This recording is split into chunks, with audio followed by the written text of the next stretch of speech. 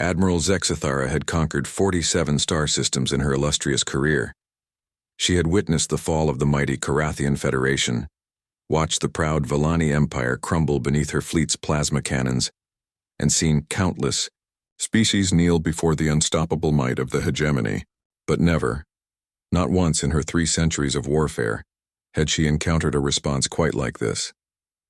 The human delegate sat across from her in the sterile conference chamber aboard her flagship, wearing what could only be described as an infuriating smile. Captain Sarah Chen, according to the dossier, representing the United Earth Coalition. She looked impossibly young by hegemony standards, her dark hair pulled back in a simple ponytail, wearing a basic military uniform that seemed almost quaint compared to Zexithara's ornate ceremonial armor. "Let me ensure I understand your position correctly," Zexithara said, her forearms gesturing with practiced authority. "Your species has existed in space for barely 2 centuries.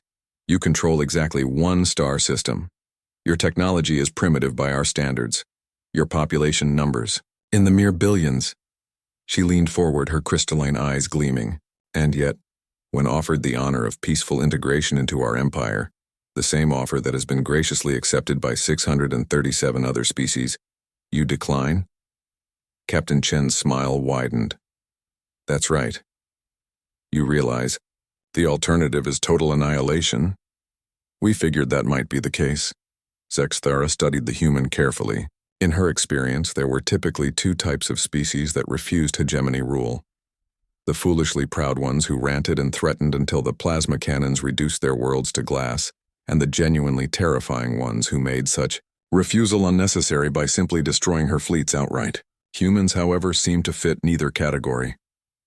"Your confidence is puzzling," Zexithara admitted. "Our intelligence reports indicate that your entire military consists of fewer than 10,000 vessels. We have brought 50,000 ships to your system alone. Our smallest frigates outmass your largest dreadnoughts. A single one of our assault troops could overpower a dozen of your soldiers." She paused. "What exactly do you believe gives you the capability to resist us?" Captain Chen tilted her head thoughtfully. "Well, Admiral, that's an interesting question. See, you're absolutely right about all those facts. Your ships are bigger, your weapons are stronger, your soldiers are tougher. By every logical metric, we should surrender immediately." "Then why don't you?" "Because," Chen said, her smile taking on an almost predatory quality, "you've made one tiny miscalculation." "Which is?" "You assumed we'd fight you the way everyone else has." Before Zexithara could respond, her communications officer's panicked voice crackled through the chamber.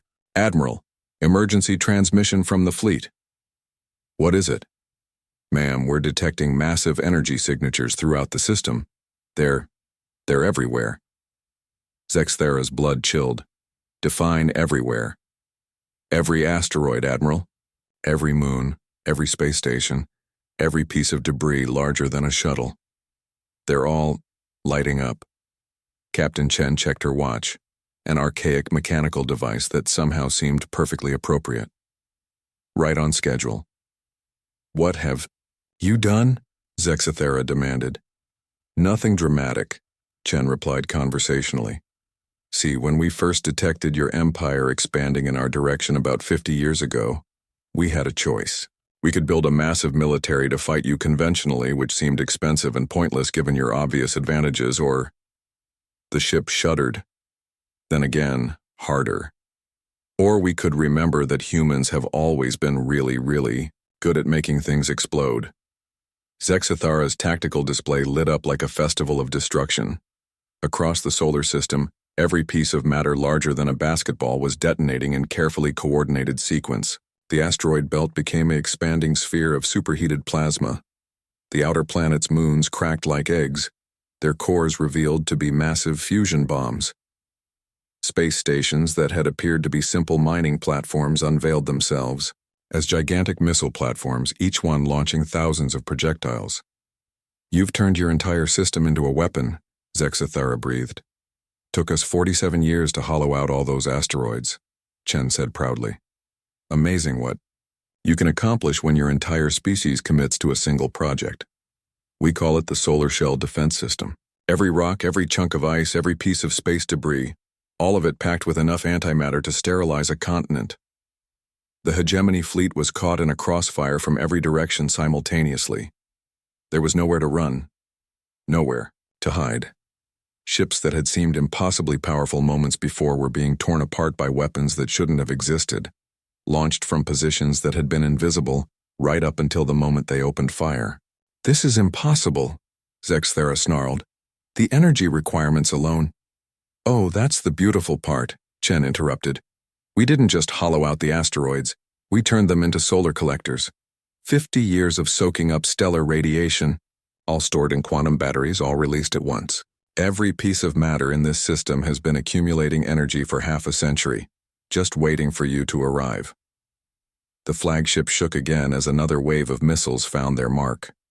Zexithara watched her fleet, the pride of the hegemony, veterans of countless conquests, being systematically dismantled by weapons that had been hiding in plain sight. "You're insane," she whispered. "Probably," Chen agreed cheerfully. "But here's the thing about humans, Admiral. We don't just think outside the box. We set the box on fire and dance around the ashes. You came here expecting a conventional war between fleets. We gave you performance art." The tactical display showed hegemony casualties mounting into the thousands. Ships that had conquered star systems were being destroyed by modified mining equipment and weaponized garbage. It was humiliating. It was unprecedented. It was, Zexthara realized with growing horror, brilliantly effective. "You can't possibly have enough ammunition to destroy our entire fleet," she said, grasping for some tactical advantage. Captain Chen's smile became positively radiant. "Admiral, with respect, you're still thinking conventionally. We don't need ammunition." She gestured toward the view screen, where Earth hung like a blue jewel against the chaos. "Every piece of debris from every ship you lose becomes a kinetic projectile. Every explosion creates more shrapnel. Every destroyed vessel becomes a weapon against the others. We've turned your own fleet into our ammunition supply." It was true. Zexithara watched in fascination and terror as fragments from destroyed hegemony ships, accelerated by precisely timed explosions, tore through the formations of survivors. The humans had weaponized entropy itself. "What do you want?" she asked, finally. Captain Chen stood up, smoothing down her uniform. "For you to take a message back to your empire. Tell them that humanity appreciates the offer, but we're quite happy being independent. And if they send another fleet—" Her smile turned absolutely predatory. "Well, we've got 11 more star systems we've been meaning to redecorate." As escape pods began launching from the dying hegemony fleet, Admiral Zexithara realized she was witnessing something unprecedented in galactic history, a species that didn't just refuse to surrender, but made the very concept of conquest seem quaint and obsolete. Humanity had answered the Empire's demand with a smile, and somehow that terrified her most of all.